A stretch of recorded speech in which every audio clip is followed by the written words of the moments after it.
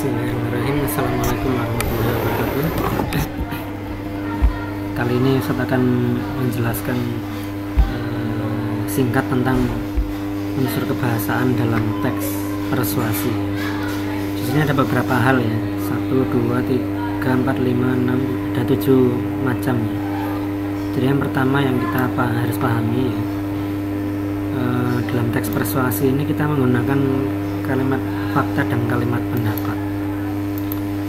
Kalimat fakta ini biasanya kalimat-kalimat yang berupa data atau sifatnya adalah berita atau memberitahu gitu ya. Sedangkan kalimat pendapat itu kalimat yang biasanya berupa pikiran orang ataupun juga mengandung nilai rasa atau kata sifat. Nah ini. Jadi kalimat ini sering kita gunakan dalam teks persuasi ya. Karena teks persuasi itu butuh data atau fakta untuk menguatkan pendapat kita, maka kita harus tidak mau menggunakan kalimat fakta. Dan kalimat pendapat pun juga dipakai ya, karena fakta-fakta itu kan harus kita bungkus dengan pendapat, atau istilah lain pendapat kita itu harus dilengkapi dengan fakta agar kuat. Berikutnya yang harus ada yaitu kalimat ajakan. Jadi kalau kita ini kan ceritanya ngajak orang nih. Jadi kalau ngajak orang ini harus ada kalimat ajakan juga ya.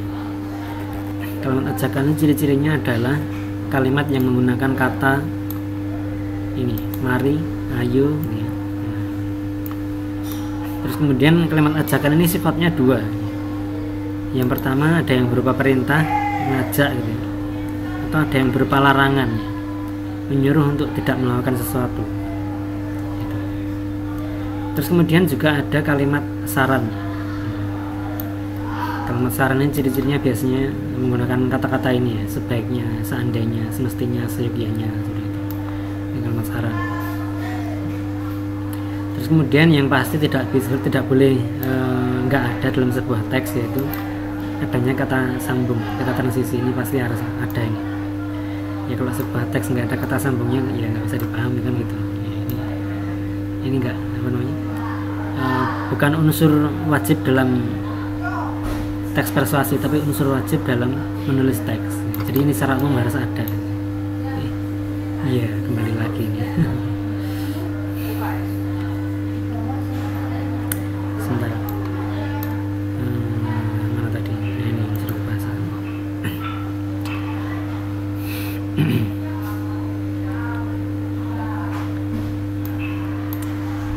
Baik, kita lanjutkan. Berikutnya adalah kata teknis. Loadingnya kok lama ini.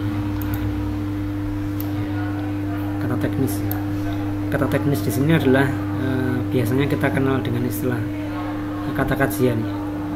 Jadi kata-kata yang hanya muncul pada topik-topik tertentu. Jadi misalnya kita membahas tentang topik bencana alam gitu ya. Ya tentu kosakatanya kosakata khusus yang berkaitan dengan bencana alam, seperti misalnya korban atau apa gitu, korban atau penyelamatan gitu. Itu kosakata yang biasanya muncul dalam teks yang bahas bencana. Atau kalau kita sedang menulis tentang kesehatan gitu, kata-kata yang muncul biasanya ya pasien gitu, virus. Jadi nggak semua kata itu muncul di semua jenis topik gitu, di semua topik gitu. Jadi topik-topik tertentu itu punya kosakata sendiri yang hanya ada di situ. Terus berikutnya terakhir kata kerja mental. Kata kerja mental di sini kata kerja yang berkaitan dengan perasaan. Apa misalnya?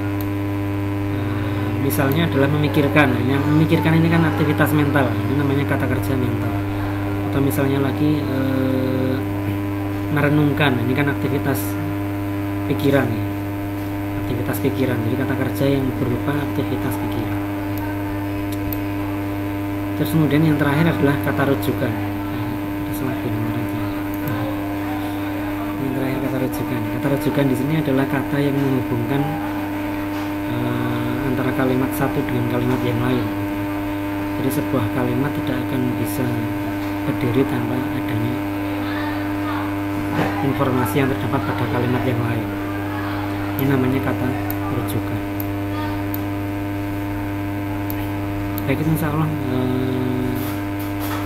sekilas tentang unsur kebahasaan teks persuasi. Kita ketemu lagi di video